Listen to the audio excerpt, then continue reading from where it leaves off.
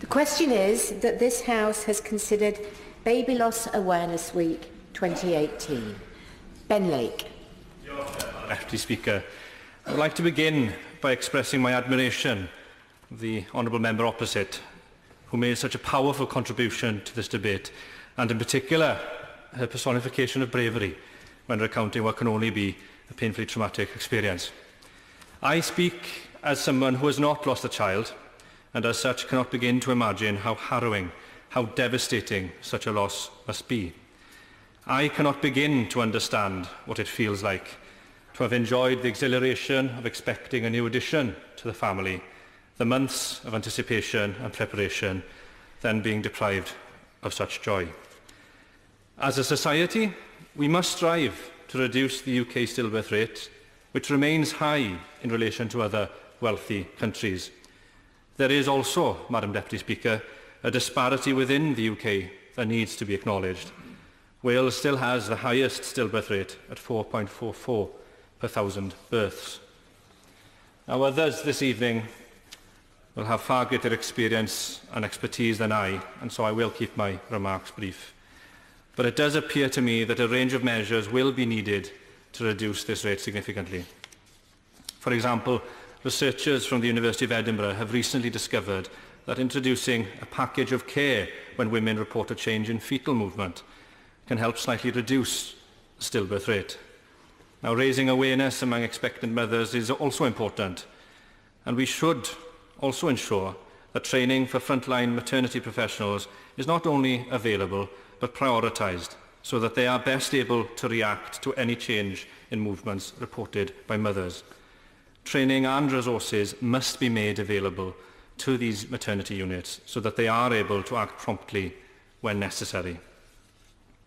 Hand in hand with greater awareness of changes to fetal movement, as I'm sure will be discussed later on this evening, is the potential for an enhanced programme of ultrasound scanning into the third trimester, as occurs elsewhere in Europe, so as to more effectively measure the baby's growth, potentially reduce the number of adverse perinatal outcomes caused by fetal growth restriction, and prevent avoidable deaths.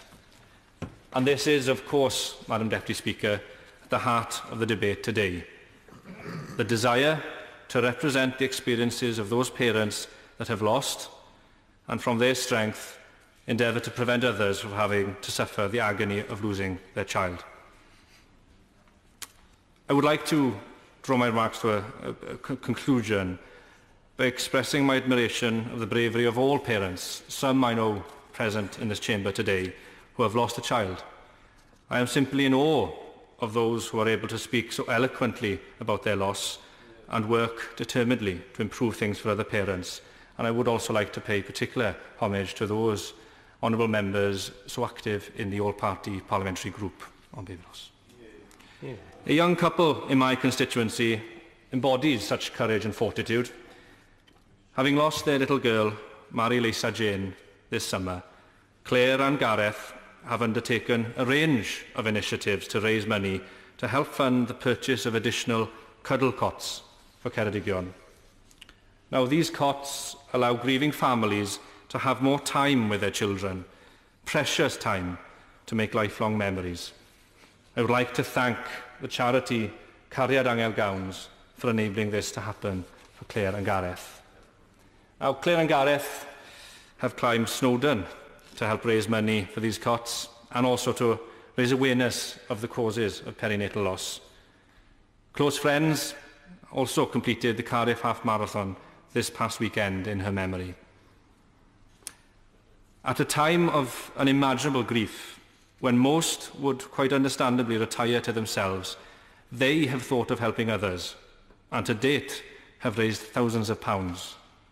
Madam Deputy Speaker, such incredible resilience speaks to the strength and the depth of their love for Mari-Leisa. And although her time with us was all too brief, the impact she has had on family, friends and the local community is second to none.